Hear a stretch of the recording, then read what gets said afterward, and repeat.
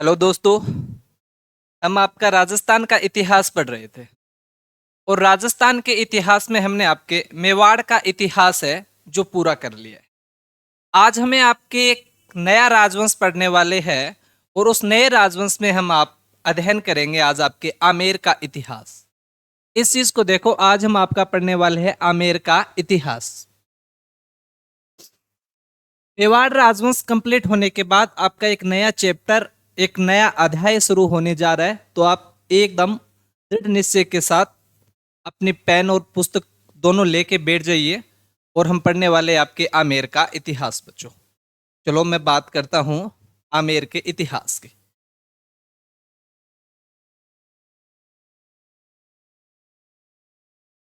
आमेर का इतिहास।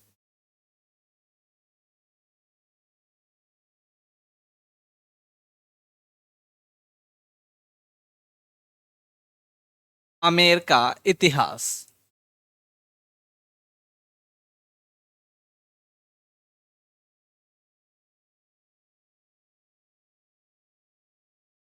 आमेर का इतिहास बच्चों। अब देखो बच्चों, जब हम आपके आमेर का इतिहास पढ़ रहे हैं तो जो नए स्टूडेंट होते हैं उन्हें थोड़ी सी इस चीज की दिक्कत आती है कि आमेर का इतिहास, जयपुर का इतिहास, डुंडाड़ का इतिहास क्या ये एक ही है या फिर अलग अलग है। तो बच्चों याद रखना, आमेर का इतिहास, जयपुर का इतिहास और डुंडाड़ का इतिहास एक ही चीज है। आपके जयपुर के ही अलग अलग नाम हैं। जैसे पहले इन्हें आपका डुंडाड़ कहा जाता था, उसके बाद में हमने इसे आमेर कहा है और इसके बाद में वर्तमान में हम इसे जयपुर कह रहे हैं। तो पहली बात तो आपको ये याद रखना है, आमेर का इतिहास, और इसे ही हम दूसरे शब्दों में बोल सकते हैं आपके डुंडाड़ का इतिहास या फिर जयपुर का इतिहास। जयपुर का इतिहास। तो पहली बात तो आपके दिमाग में ये पूरी तरीके से कंसेप्ट क्लियर होना चाहिए कि आमेर, डुंडाड़, जयपुर का इतिहास एक ही चीज है। इसके बाद में हम आमेर या डुंडाड़ या जयपुर में इतिहास पढ़ने वाले कौन से राजवंश का इतिहास पढ़ने वाले। जैसे हमने मेवाड़ में आपके गुहिल वंश की बात की थी, उसी प्रकार से यहाँ पे हम किसका इतिहास पढ़ने वाले हैं। तो यहाँ पे हम आपके इतिहास पढ़ने वाले हैं कछुआ वंश का इतिहास। कछुआ वंश का इतिहास। कछुआ वंश का इतिहास। तो ये चीज आपको दोस्तों ध्यान रखनी है कि हम किसका इतिहास पढ़ रहे हैं, जयपुर या डुंडाड़ या आमेर में। तो हम आपके कछुआ वंश का इतिहास पढ़ रहे हैं। तो इतनी आपके दिमाग में क्लियर हुई बात कि हम आपके जयपुर में या आपके आमेर में या आपके डुंडाड़ में कौन से राजवंश का इतिहास पढ़ेंगे। तो कछुआ राजवंश का इतिहास पढ़ेंगे। अब मैं बात करता हूं कछुआ वंश की। पहले तो आप इस चीज को देखो, जो कछुआ वंश है, पहले पोत इसका आपका सवाल बनता है कि कछुआ वंश ने राजस्थान के कछुआ वंश ने राजस्थान के किस भूभाग पर, किस भूभाग पर शासन किया था। कई बार घुमा के सवाल पूछा जाता है कि कछुआ वंश ने राजस्थान के किस भूभाग पर शासन किया था। उत्तरी भाग पर, दक्षिणी भाग पर, पश्चिमी भाग पर, पूर्वी भाग पर। तो आपको याद रखना है कि राजस्थान में कछुआ वंश ने राजस्थान के पूर्वी भाग पर शासन किया था। किस भूभाग की बात कर रहे हैं तो याद रखना, कौन से भूभाग पर आपके, तो पूर्वी भाग पर। कौन से भाग पर? पूर्वी भाग पर। यह बात आपको ध्यान रखनी है। कैसे? तो मानो कि ये आपका राजस्थान है और राजस्थान का जो ये क्षेत्र है आपका, जो आपका ये क्षेत्र है, इस क्षेत्र पे आपका शासन किया था कछुआ वंश ने। कछुआ वंश ने। तो इतनी बात ध्यान में रह जाएगी कि कछवा वंश ने राजस्थान के किस भूभाग पर शासन किया था। तो कछवा वंश ने राजस्थान के पूर्वी भाग पे या पूर्वी भाग में शासन किया था। इसके बाद में मैं बात करूं आपकी पहले इस राजवंश को शुरू करने से पहले सीधे सीधे जो आपके वन लाइनर के रूप में जो सीधे क्वेश्चन बनते हैं, याद रखना बच्चों, क्या क्या क्वेश्चन बनते हैं आपके। पहला कि यहां पे कौन सा वंश है, तो कछवा वंश। कौन सा वंश आपका, कछवा वंश। अच्छा, फिर यहां पे इसने कौन से भूभाग में शासन किया, पूर्वी भूभाग में, पूर्वी भूभाग में, पूर्वी भूभाग में। आपका जो कछवा वंश है, इस कछवा वंश की कुल देवी कौन है, कछवा वंश की कुल देवी कौन है। तो जब आपके कुलदेवी की बात आती है कि इनकी कुलदेवी कौन है, तो याद रखना जमुआए माता, जमुआए माता। कछवा वंश की आराध्य देवी कौन है, इस वंश की आराध्य देवी कौन है। जब आराध्य देवी की बात आएगी दोस्तों, तो आपको ध्यान रखना है शीला देवी। आराध्य देवी कौन हो जाएगी, शीला देवी। इतनी बात हुई कि कछवा वंश की कुल देवी जमुआई माता, आराध्य देवी शीला देवी। कछवा वंश ने कौन से भूभाग में शासन किया, पूर्वी भूभाग में। अब हम बात करते हैं कि जो आपका ये कछवा वंश है, जिसकी हमने आपके बात की है, इस कछवा वंश की, इस कछवा वंश की उत्पत्ति, इसकी उत्पत्ति के बारे में क्या मत है इतिहासकारों का, ये किसके वंशज है, इनकी उत्पत्ति के बारे में क्या सिद्धांत है। तो याद रखना बच्चों, इतिहासकार मानते हैं जो आपके भगवान राम हैं, और भगवान राम के जो ज्येष्ठ पुत्र हुआ करते थे कुश, कुश के वंशज माना गया है, इसीलिए इन्हें क्या कहा गया, आपका कछवा कहा गया। वास्तव में तो ये कुश के वंशज थे, इन्हें कुशवाहा भी कहा जाता था, कुशवाहा। और कुशवाहा से हम बोलते कुशवाहा कुशवाहा कुशवाहा करते करते इन्हें कछवा कहा जाने लगा। तो इनकी उत्पत्ति की बात आएगी तो याद रखना भगवान राम के ज्येष्ठ पुत्र उसके वंशज माना गया है, उसके वंशज माना गया है।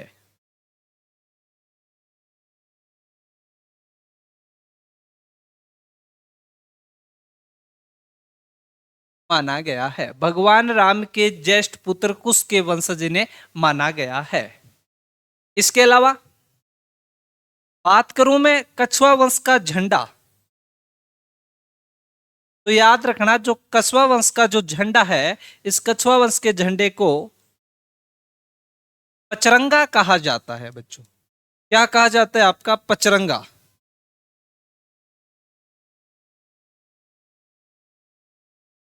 क्या कहा गया आपका, पचरंगा। क्यों, क्योंकि इसमें आपके 5 रंग है, 5 रंग होने के कारण पचरंगा कहा गया। पचरंगा 5 रंग क्यों पड़े वो आगे जब मैं पढ़ाऊंगा तब, लेकिन अभी आपको प्रारंभ में याद रखना है कि जो आपका कछवा वंश है, इसके कछवा वंश के जो झंडा है उसको क्या कहा जाता है, पचरंगा कहा जाता है। सीधा सा सवाल बन जाए कि किस रियासत के झंडे को पचरंगा कहा जाता है, तो पचरंगे की नाम आएगी तो आपका कछवा वंश या जयपुर या फिर आपका डूंडार या आमेर, एक ही बात है। इनका आदर्श वाक्य या धर्म वाक्य क्या है, इनका आदर्श या धर्म वाक्य क्या है।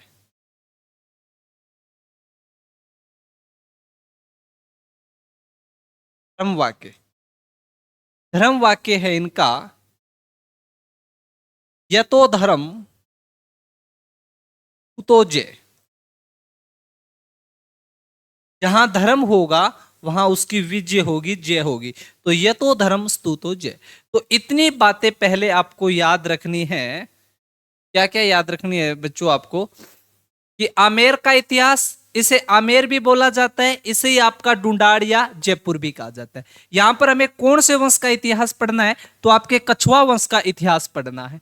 राजस्थान के किस भूभाग पर आपके कछुआ वंश ने शासन किया था, तो दोस्तों याद रखना कौन सा आपका पूर्वी भाग हो जाएगा। इसके बाद में हमने देखा कि जो आपका कछुआ वंश है, इनकी कुलदेवी कौन है, तो कुलदेवी की हमने बात की, इनकी जमुआई माता है। इनकी आराध्य देवी कौन सी है, तो इनकी आराध्य देवी है शीला देवी। इनकी उत्पत्ति कहां से मानी जाती है, तो इनकी उत्पत्ति मानी जाती है भगवान राम के ज्येष्ठ पुत्र कुश के वंशज। इन्हें किनका वंशज माना गया है, तो भगवान राम के ज्येष्ठ पुत्र जो कुश हुए थे, इन कुश के वंशज माना जाता है। इन्हें कछुआ या आपका कुशवाहा भी कहा जाता है, याद रखना, कुशवाहा। ठीक है। इनका झंडा कैसा है, तो इनके झंडे को पचरंगा कहा जाता है। क्या कहा जाता है, आपका पचरंगा कहा जाता है इनके झंडे को। इनका धर्म वाक्य क्या है, तो यतो धर्म स्तुतो जय, यतो धर्म स्तुतो जय। इसके बाद में हम बात करते हैं आगे आपकी कि राजस्थान में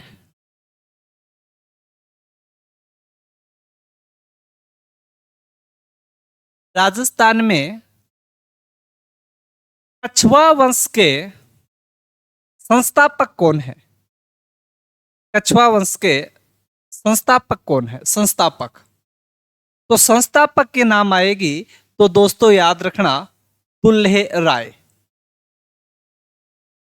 दुल्हे राय 1137।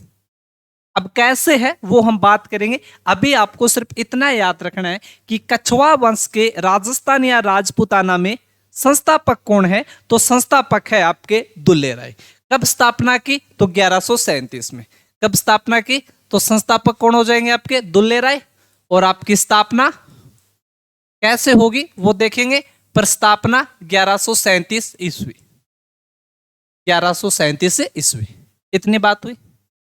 अब मैं आपकी बात करता हूं जिसे हम आपका आमेर कह रहे हैं, जिसे हम आपका जयपुर कह रहे हैं, जिसे हम आपका डुंडाड़ कह रहे हैं। इसका जो प्राचीन नाम हुआ करता था, सबसे पहले प्राचीन नाम, मैं प्राचीन नाम की बात करूं कि इसका सबसे पहले प्राचीन नाम क्या था। प्राचीन नाम हुआ करता था इसका आपके डुंडाड़। प्राचीन नाम क्या आपका डुंडाड़। अब इस प्राचीन नाम डुंडाड़ के पीछे भी कुछ मान्यताएं हैं कि इस क्षेत्र को, इस पूर्वी भूभाग को डुंडाड़ क्यों कहा जाता था। ये जो आपके राजपूताने का जो पूर्वी भाग है, जिसे हम बता रहे हैं या मान रहे हैं कि इस क्षेत्र का प्राचीन नाम कभी डुंडाड़ हुआ करता था, तो इसे डुंडाड़ क्यों कहा जाता था। इसके मत है, देखो, पहला मत तो है कि इस क्षेत्र में एक नदी बहा करती थी और उस नदी का नाम क्या है आपका डूंड नदी। यहां पर एक नदी बहा करती थी और उस नदी का नाम है आपका डूंड नदी। तो डूंड नदी के बहने के कारण जो इसके आसपास का जो क्षेत्र था, जो इसके आसपास का जो भूभाग था, इस नदी डूंड नदी के कारण उस पूरे भूभाग को क्या कहा दिया गया, आपका डुंडाड़ कहा दिया गया। जब आप सभ्यताएं पढ़ते हो तो सभ्यता में आज भी आप पढ़ते हो कि विराट सभ्यता किस नदी के किनारे, तो आप दिमाग में पढ़ते हो कि डूंड नदी के किनारे। तो ये वही क्षेत्र है पूर्वी भाग वाला, और यहाँ पे एक नदी बहा करती थी डूंड नदी, और डूंड नदी बहने के कारण इस क्षेत्र को डुंडाड़ कहा जाता था। पहली मान्यता तो आपकी ये है। दूसरी मान्यता है कि यहां पर एक चौहान शासक का नाम मिलता है बिसलदेव चौहान, बिसलदेव चौहान, बिसलदेव चौहान। ऐसा माना जाता है कि बिसलदेव चौहान पे एक मुस्लिम आक्रांताओं का आक्रमण हुआ था, और जब बिसलदेव चौहान पर आक्रमण हुआ था तो बिसलदेव चौहान अपने शत्रु को पराजित किया था, पर जो कुछ मुस्लिम थे वो इस क्षेत्र में आकर यहां पर छिप गए थे, और बिसलदेव चौहान ने अपने शत्रुओं को इस क्षेत्र में ढूंढ ढूंढ कर मारा था। क्या है, दिमाग लगाइए, सोचिए एक बार फिर से क्या बोल रहा हूं, ध्यान दीजिए कि बिसलदेव चौहान ने इस क्षेत्र में अपने शत्रुओं को यहां पर ढूंढ ढूंढ कर मारा था, इसलिए इस क्षेत्र को क्या कहा गया, आपका डुंडाड़ कहा गया। दूसरा आया समझ में कि बिसलदेव चौहान ने अपने दुश्मनों को इस क्षेत्र में ढूंढ ढूंढ कर मारा था, इसलिए इस क्षेत्र को क्या कहा दिया गया, आपका डुंडाड़ कहा दिया गया। तीसरा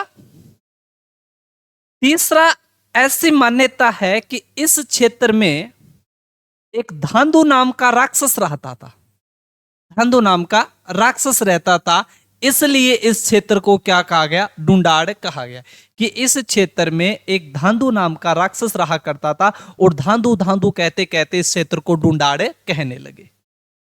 चौथा मत है आपका कि यहां पर रेत के बड़े बड़े टिल्ले पाए जाते थे, पहले रेत के बड़े बड़े टिल्ले थे, और जो रेत के बड़े बड़े टिल्ले थे तो हमारी भाषा में इन टिल्लों को ढूंढ कहा जाता है, और ढूंढ होने के कारण, रेत के बड़े बड़े ढूंढ होने के कारण इस क्षेत्र को क्या कहा दिया गया, डुंडाड़ कहा दिया गया।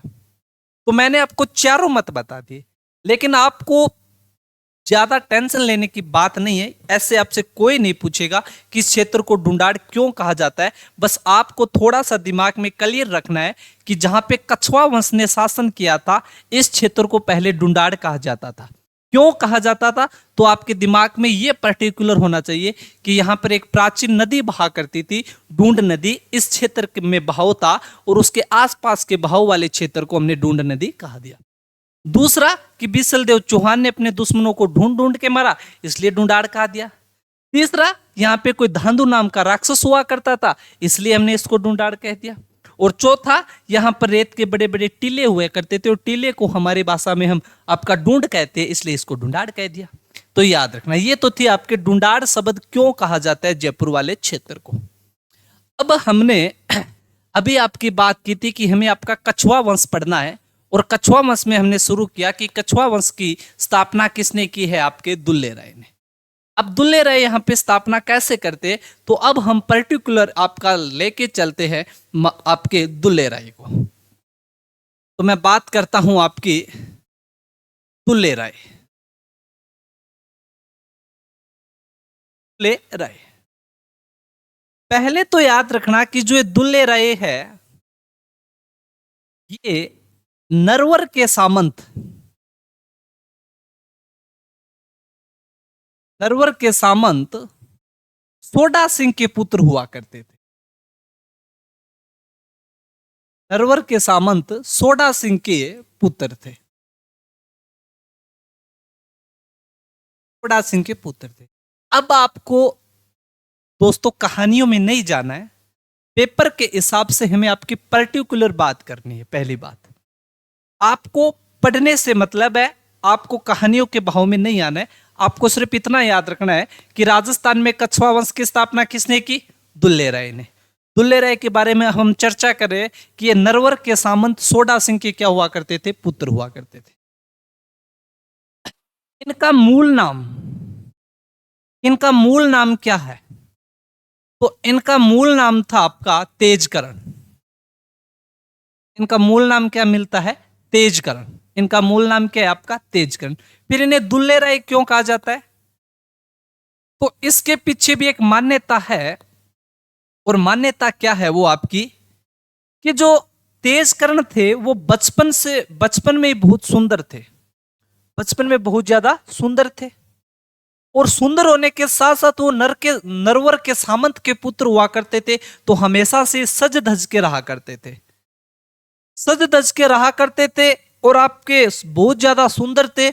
और हमारी भाषा में हम क्या कहते हैं कि जो हमारे क्षेत्र में, या आप भी देखते हो कि जो किसी व्यक्ति की शादी होती है तो वो ऐसे सज धज के रहता है, और जब शादी होती है तो हम उसे दुल्हा कहते हैं। उसी प्रकार से जब तेजकरण बचपन से ऐसे सज धज के रहते थे, दुल्हे थे, तो उनका नाम ही पड़ गया दुल्ले राय। दुल्ले राय, तो याद रखना कि इनका दुल्ले राय नाम क्यों पड़ा, सुंदरता के कारण। किसके कारण, सुंदरता के कारण। जैसे आप भी देखते हो कि अपने अपने क्षेत्र में अलग अलग जैसे हम नाम निकाल देते हैं। जैसे आप, कोई आपके मोहल्ले में, आपके पड़ोस में कोई बच्चा है बहुत ज्यादा सुंदर है, तो आप अब इनके कहा धोलियो को, तो धोलियो है, तो धोलिया नाम क्यों पड़ा, क्योंकि वो शकल से अच्छा है, उसका कलर है वो थोड़ा धोला है, इसलिए हमने उसको धोलिया कहना स्टार्ट कर दिया। कोई टापर है, थोड़ा सो पक्का रंग है, थोड़ा सो कालो रंग है, तो बिना पक्के का कालियो। तो उसी प्रकार से तेजकर्ण बचपन से सुंदर थे, सज धज के रहते थे, दुल्हे की तरह रहते थे टेंट वेंट बन के, तो इनका नाम ही क्या पड़ गया आपका, दुल्हे राय।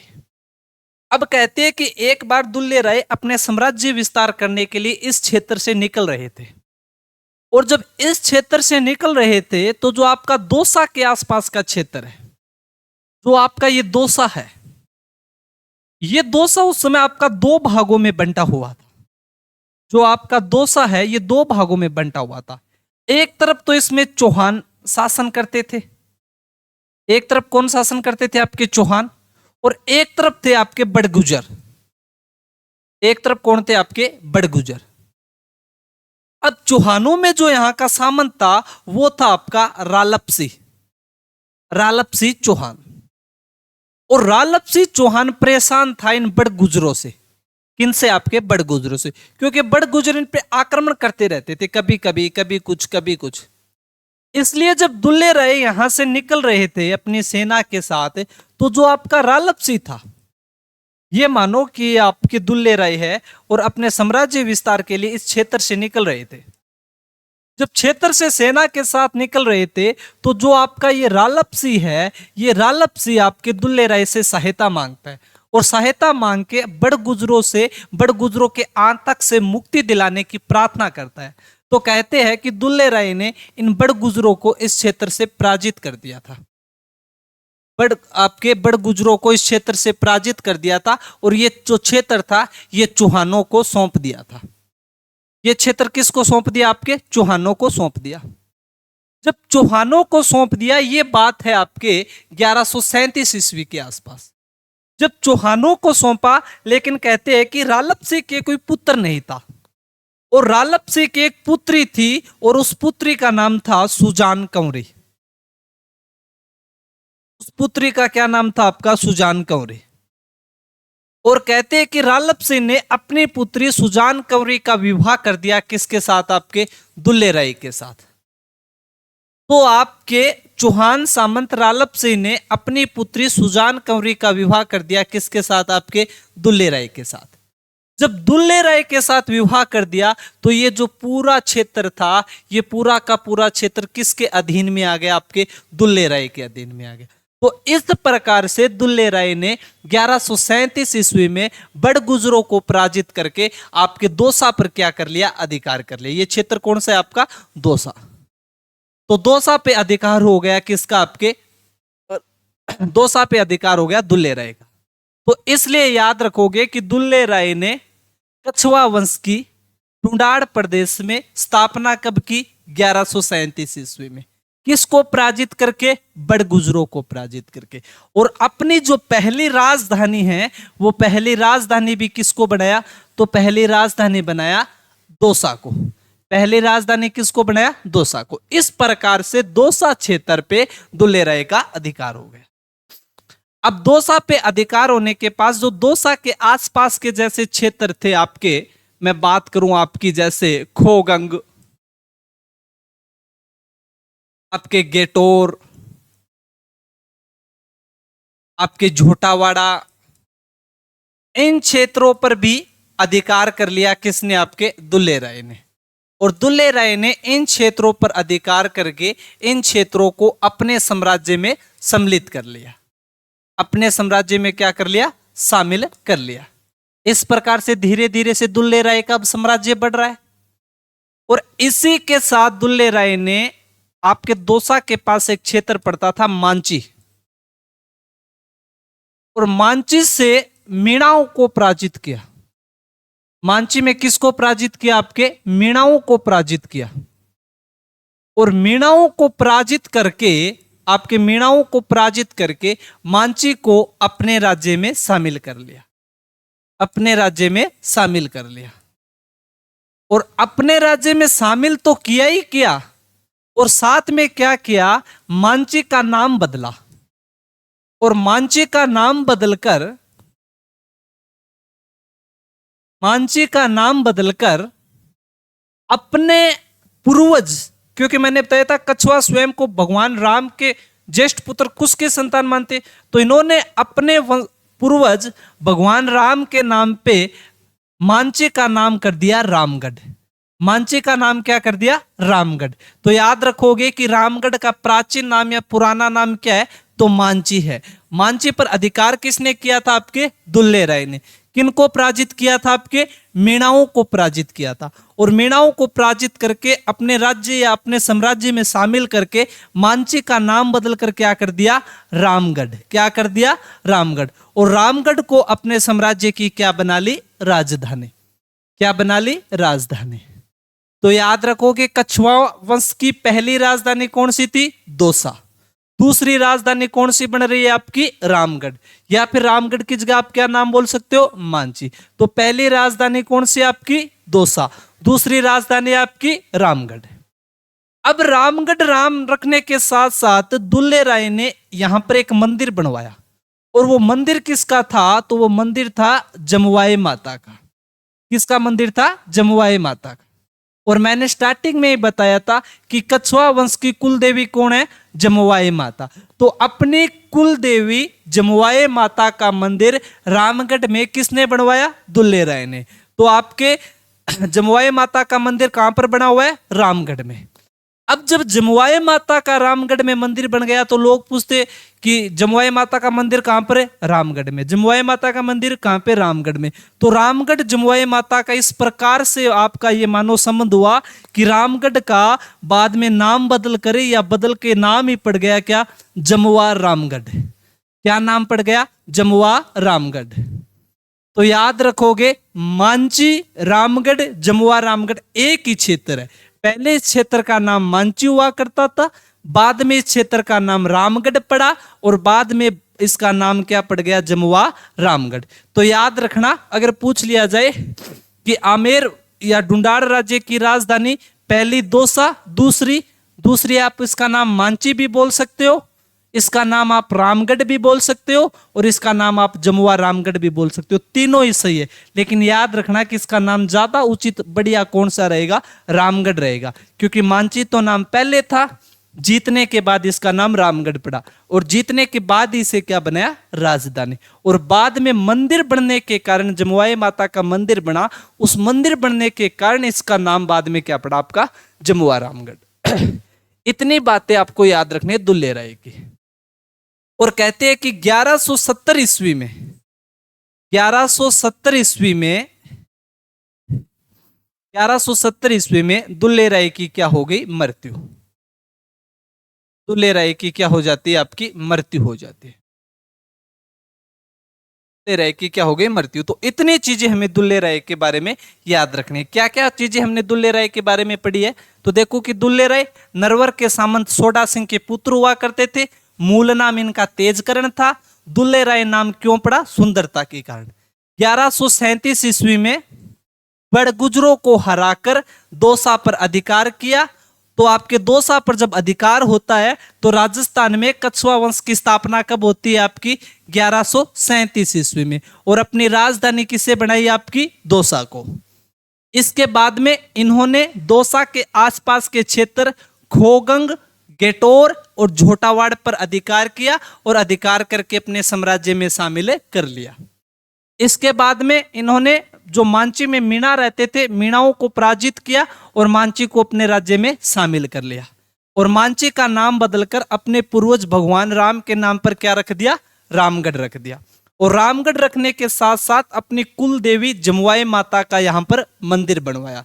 जब जमुआई माता का यहां पर मंदिर बनता है तो रामगढ़ को आगे जाके क्या कहा जाने लगा? जमुआ रामगढ़। इसके बाद में 1137 ईस्वी में दुल्ले राय की क्या हो जाती है? आपकी मृत्यु। लेकिन एक बात और ध्यान रखना कि दुल्ले राय के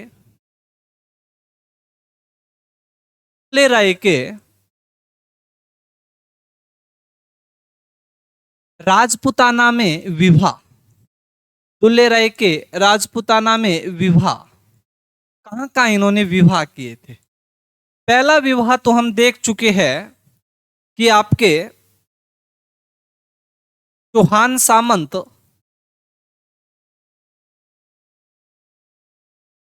चौहान सामंत रालपसे की पुत्री रालपसे की पुत्री सुजान कंवरी के साथ।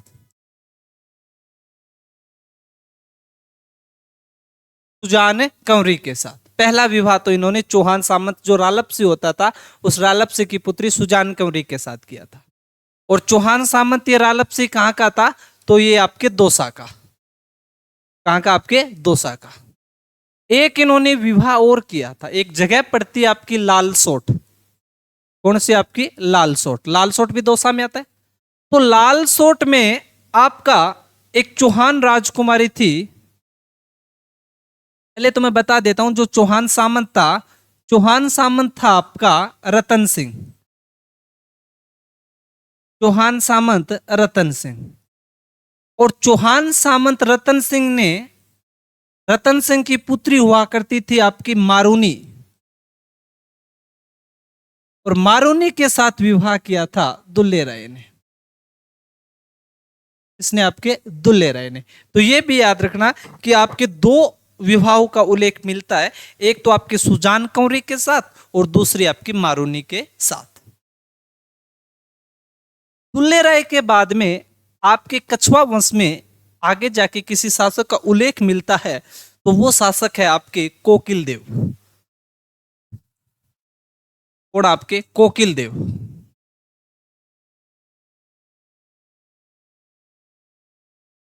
अब कोकिल देव के बारे में क्या याद रखना है?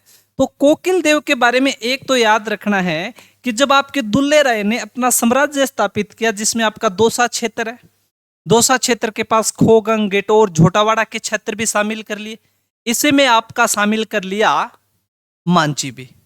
लेकिन यहां पर ही, यहां पे के पास में एक क्षेत्र पड़ता था आपका आमेर। तो आमेर में मीणाओं का साम्राज्य हुआ करता था। और आमेर में जब मीणाओं का साम्राज्य था, आमेर में मीणाओं का साम्राज्य हुआ करता था और आमेर के मीणाओं को कोकिल देव ने पराजित कर दिया। मीणाओं को कोकिल देव ने पराजित किया। कोकिल देव ने पराजित किया।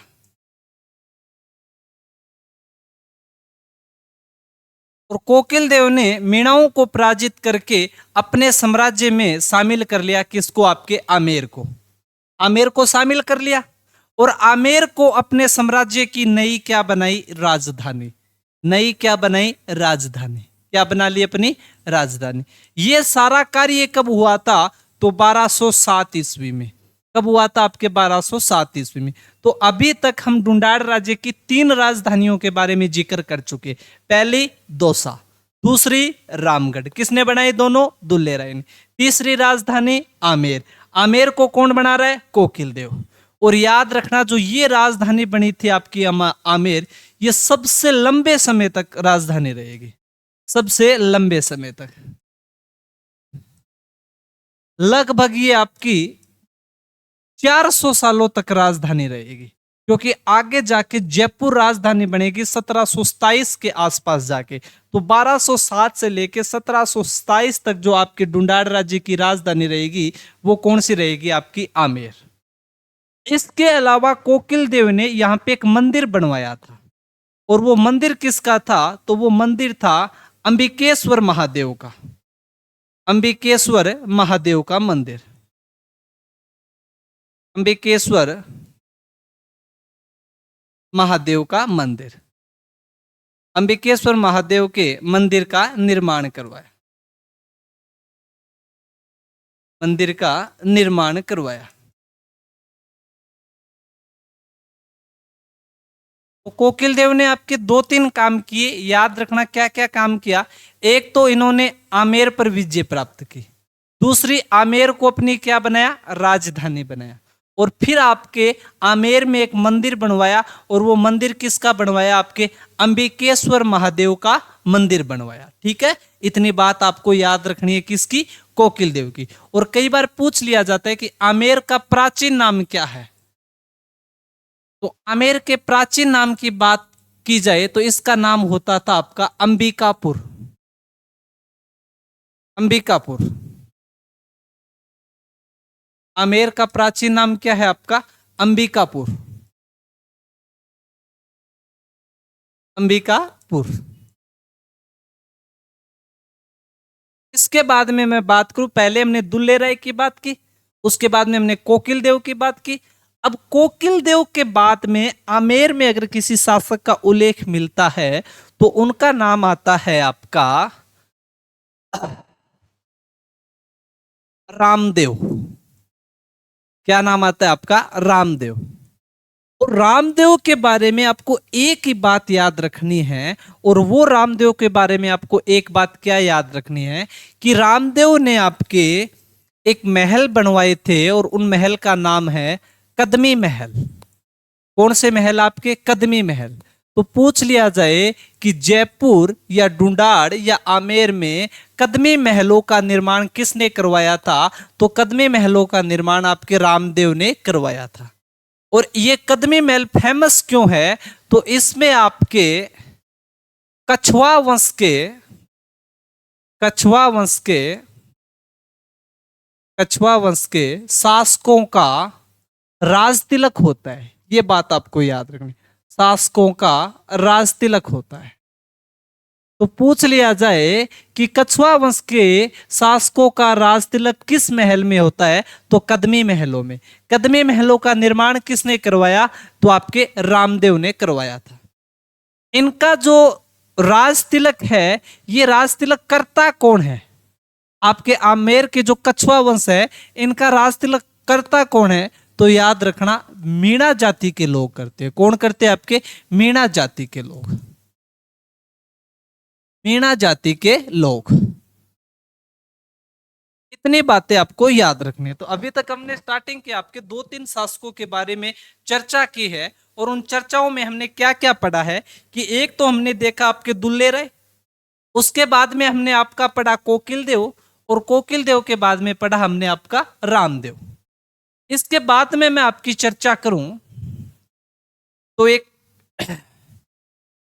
इनके बाद में शासक आता है आपका पृथ्वीराज कछुआ। पृथ्वीराज कछुआ ये आपके प्रारंभ के शासक है, जिनमें से अधिकांश सीधा सा सवाल उठने की संभावना है। तो उसी के हिसाब से मैं आपको एक एक आराम से बताता हुआ जा रहा हूं। अब पृथ्वीराज कछुआ के बारे में क्या याद रखना? तो सबसे पहले तो याद रखना, एक बार सवाल बना हुआ है आपके कि आमेर के किस शासक के समय को 12 कोटड़ी के नाम से जाना जाता है। इनका जो शासनकाल था, इनका जो शासनकाल है, इनके शासनकाल को इनके शासनकाल को इनके शासनकाल को 12 कोटड़ी के नाम से जाना जाता है। 12 कोटड़ी के नाम से जाना जाता है। नाम से जाना जाता है। जाना जाता है। अब क्यों जाना जाता है? तो कहते हैं कि पृथ्वीराज कछुआ के 12 पुत्र हुआ करते, और पृथ्वीराज कछुआ नहीं चाहते थे कि मेरी मृत्यु के बाद मेरे पुत्रों में उत्तराधिकारी संघर्ष हो। इसलिए इन्होंने अपने साम्राज्य को 12 भागों में विभाजित कर दिया था। और जब 12 भागों में विभाजित किया, इसीलिए इनके शासनकाल को किस नाम से जाना जाता है? आपके 12 कोटड़ी के नाम से जाना जाता है। तो बस सीधी सी एक बात तो ये याद रखनी है कि आमेर के किस शासक के शासनकाल को 12 कोटड़ी के नाम से जाना जाता है, तो कौन हो जाएगा? आपके पृथ्वीराज कछुआ। इसके अलावा इनके शासनकाल में एक संत हुए थे आपके कृष्णदास पैहारी। कृष्णदास पैहारी। और कृष्णदास पैहारी ने आपके आमेर में एक जगह पड़ती है गलता जी। कौन सी जगह? आपकी गलता जी। कृष्णदास पैहारी ने आपकी गलता जी में रामानुज या आप बोल सकते हो रामानंदी, एक ही बात है। रामानुज या रामानंदी संप्रदाय की पीठ की स्थापना की। संप्रदाय की पीठ की स्थापना की। यह भी आपको याद रखना है। कि आपके करसनदास पेहरी ने पृथ्वीराज कछवा के शासनकाल में, जो आमेर में या जयपुर में एक जगह पड़ती है आपकी गलता जी, और गलता जी में रामानुज या रामानंदी संप्रदाय की पीठ की स्थापना की। तो दो सवाल हो गए, एक तो ये हो गया कि आमेर में रामानुज या रामानंदी संप्रदाय की पीठ की स्थापना किसने की? करसनदास पेहरी ने। कहां पर की? गलता जी में। आमेर में रामानुज या रामानंदी संप्रदाय की पीठ की स्थापना की गई। उस समय वहां का शासक कौन था? तो पृथ्वीराज कछवा थे। इसके अलावा आपको पृथ्वीराज कछवा से ध्यान रखना है कि इन्होंने खानवा के युद्ध में भाग लिया था। और मैं जब मेवाड़ पढ़ाया था तब भी आपको बताया था कि खानवा का युद्ध कब हुआ था। तो आपको याद आ रहा होगा कि खानवा का युद्ध कब हुआ था। कब हुआ था खानवा का युद्ध? बताओ, खानवा का युद्ध आपका कब हुआ था? खानवा का युद्ध कब हुआ था बताओ? खानवा के युद्ध तो 1527 में। तो खानवा के युद्ध में आमेर की तरफ से राणा सांगा की सहायता करने कौन गया था? तो कौन जाते हैं? आपके पृथ्वीराज कछवा। कि खानवा के युद्ध में राणा सांगा की सहायता करने के लिए, पाती पर्वण की परंपरा में प्रवाह करने के लिए आमेर की तरफ से किस शासक ने भाग लिया था? तो वो शासक कौन हो जाएगा? आपके पृथ्वीराज कछवा। इतने बातें तो ये याद रखना। इसके अलावा पृथ्वीराज कछवा जो थे, इन पृथ्वीराज कछवा के 4 पुत्र ऐसे थे जो शासक बनना चाहते थे। पृथ्वीराज कछवा के 4 पुत्र थे जो शासक बनना चाहते थे। मैं उनकी बात करता हूं आपको। बड़े बड़े पुत्र है भीमदेव। कौन है आपके? भीमदेव। एक पुत्र है आपके पूर्णमल। कौन है आपके? पूर्णमल। एक पुत्र है सांगा। मेवाड़ वाले सांगा नहीं, ये पृथ्वीराज कछवा के पुत्र है सांगा कछवा। और एक है आपके भारमल। क्या था कि ज्येष्ठ पुत्र कौन है आपके? भीमदेव।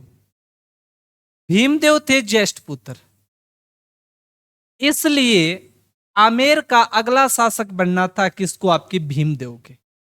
लेकिन कहते हैं कि जो पूर्णमल थे, ये पूर्णमल एक भाटी रानी हुआ करती थी पृथ्वीराज कछवा की, बालाबाई। और बालाबाई के पुत्र थे आपके पूर्णमल। और बालाबाई से पृथ्वीराज कछवा अत्यधिक प्रेम करते थे। और बालाबाई के कहने पर पृथ्वीराज कछवा ने अपने पुत्र पूर्णमल को उत्तराधिकारी घोषित कर दिया।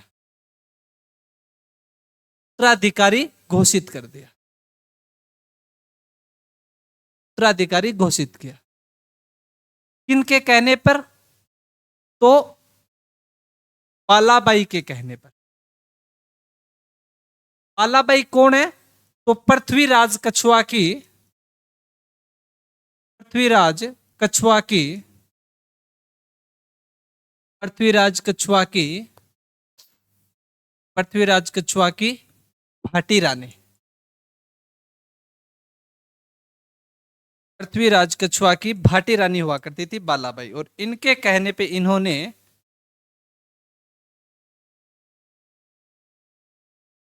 इनके कहने पे अपने छोटे पुत्र पूरनमल को क्या कर दिया? उत्तराधिकारी घोषित कर दिया। इसलिए जब पृथ्वीराज कछवा की मृत्यु हो जाती है तो आमेर के शासक बने थे कौन? आपके पूर्णमल। जब पूर्णमल ज्येष्ठ पुत्र न होते हुए भी आमेर की गद्दी पर बैठे तो इस बात से आपके नाराज हो गए थे। इस बात से नाराज कौन हो गए? इस बात से नाराज हो गए उनके ज्येष्ठ पुत्र भीमदेव। और भीमदेव ने हत्या कर दी थी किसके? आपके पूर्णमल की। क्या कि पृथ्वीराज कछवा की मृत्यु के बाद कुछ समय के लिए आमेर के शासक बने पूर्णमल, लेकिन ज्येष्ठ पुत्र नहीं है। इसलिए ज्येष्ठ पुत्र जो आपके भीमदेव है, इन्होंने अपने ही भाई पूर्णमल की क्या कर दी? आपकी हत्या कर दी। और पूर्णमल की हत्या करके आमेर का अगला शासक बने आपके भीमदेव। कुछ समय तक आपके आमेर में भीमदेव ने शासन किया। और भीमदेव के 2 पुत्र हुआ करते थे। भीमदेव के 2 पुत्र थे आपके। एक तो था आपका रतन सिंह, एक तो कौन था आपका रतन सिंह, और एक हुआ करता था आस्करण। एक कौन था आपका आस्करण, एक रतन सिंह और एक आपका आस्करण। अब कहते हैं कि भीमदेव की मृत्यु के बाद आमेर का शासक बना था आपका रतन सिंह। भीमदेव की मृत्यु के बाद आमेर का अगला शासक बना रतन सिंह। लेकिन कहते हैं कि रतन सिंह एक अयोग्य शासक था, भोग विलास में जिंदगी व्याप्त करने वाला शासक था। शासन वासन से कोई मतलब नहीं है, अपनी जिंदगी जीनिए भोग विलास से। इसलिए कहते हैं कि रतन सिंह के समय में ही जो इनके चाचा थे सांगा कछुआ, सांगा कछुआ ने एक जगह पड़ती थी मोजमाबाद, मोजमाबाद, और मोजमाबाद पर अधिकार कर लिया और मोजमाबाद का नाम बदलकर सांगानेर कर दिया। मोजमाबाद का नाम बदलकर क्या कर दिया, सांगानेर। तो याद रखोगे कि सांगानेर की स्थापना किसने की है, तो सांगा कछुआ ने। किनके शासनकाल में की थी, तो रतन सिंह के शासनकाल में की थी। किसके शासनकाल में, रतन सिंह के शासनकाल में। अब जब रतन सिंह एक अयोग्य शासक है, आपका भोग विलास जिंदगी में व्याप्त करने वाला शासक था, तो रतन सिंह का भाई कौन है आपका आस्करण, और आस्करण को बहकाने लगे कौन, इनके चाचा भारमल। आस्करण को लगाने लगे कि रतन सिंह एक अयोग्य शासक है, रतन सिंह शासन करने के योग्य नहीं है, तुम्हें आपका शासक बनना चाहिए आस्करण। इस प्रकार की बातें आपके बहकाने लगे कौन है, भारमल। किसको, आपके आस्करण को। और आस्करण भारमल के प्रभाव में आ गया और प्रभाव में आके अपने ही भाई रतन सिंह की क्या कर देता है, हत्या कर देता है। क्या कर देता है, आपकी हत्या कर देता है। इसलिए आमेर का कुछ समय तक शासक बना कौन, आपका भारमल। कुछ समय तक शासक कौन बना आपका, ये आपका रतन सिंह की हत्या करके आपका शासक बना कुछ समय के लिए कौन, आस्करण। और जैसे आस्करण शासक बना, तो आस्करण के शासक बनते ही आपके आस्करण जैसे शासक बना, तो इस मौका मिल गया भारमल को, और भारमल ने जयपुर की जनता को, आमेर की जनता को आस्करण की नीतियों के बारे में बताया और आस्करण को गद्दी से हटा दिया, और गद्दी से हटाकर आमेर का अगला शासक बन गया कौन, आपका भारमल। तो आगे हम पढ़ेंगे आमेर के शासक में शासक कौन बनता है, आपका भारमल। कौन, आपका भारमल। 1547 से लेके 74 तक शासनकाल रहेगा भारमल। और भारमल के बारे में हम कल पढ़ेंगे कि भारमल ने क्या किया, क्या नहीं किया। पर ये थोड़ा सा जो इनका यहाँ पे उत्तराधिकारी संघर्ष है पृथ्वीराज कछुआ के पुत्रों में, ये याद रखना कि सबसे बड़ा बेटा भीमदेव था, उसके बाद में पूर्णमल, सांगा और आपका भारमल। भीमदेव शासक नहीं बन सका क्योंकि पृथ्वीराज कछुआ ने पूर्णमल को उत्तराधिकारी घोषित कर दिया, इसलिए सबसे पहले पृथ्वीराज के बाद में शासक बना आपका कौन है, पूर्णमल। लेकिन नाराज हो गया भीमदेव, इसलिए पूर्णमल की हत्या कर दी किसने, आपके भीमदेव ने। भीमदेव के दो पुत्र थे रतन सिंह और आस्करण। भीमदेव की मृत्यु के बाद शासक बने कौन, आपके रतन सिंह। और रतन सिंह के शासनकाल में आपके रतन सिंह के चाचा सांगा ने मोजमाबाद पर अधिकार किया और मोजमाबाद का नाम बदलकर क्या कर दिया, आपका सांगानेर। लेकिन आपके रतन सिंह एक अयोग्य शासक थे, इसलिए रतन सिंह का छोटा भाई था आस्करण, और आस्करण किसके बहकाव में आ गया, आस्करण अपने चाचा भारमल के बहकाव में आ गया। और बहकाव में आके इन्होंने आपके अपने ही भाई रतन सिंह की हत्या कर दी और कुछ समय के लिए आपके आमेर का शासक बना। लेकिन भारमल एक कूटनीति वाला व्यक्ति था, इसलिए इसने आमेर की जनता को सब कुछ सच्चाई बता दी कि जो व्यक्ति अपने भाई की हत्या कर सकता है वो आपके आमेर का शासक कैसे रह सकता है, वो जनता की सेवा कैसे कर सकता है। इस प्रकार की कूटनीतियों का प्रयोग करते हुए इस आस्करण को गद्दी से हटा दिया और स्वयं आपके आमेर का शासक बन गया। धन्यवाद साथियों, जय हिंद।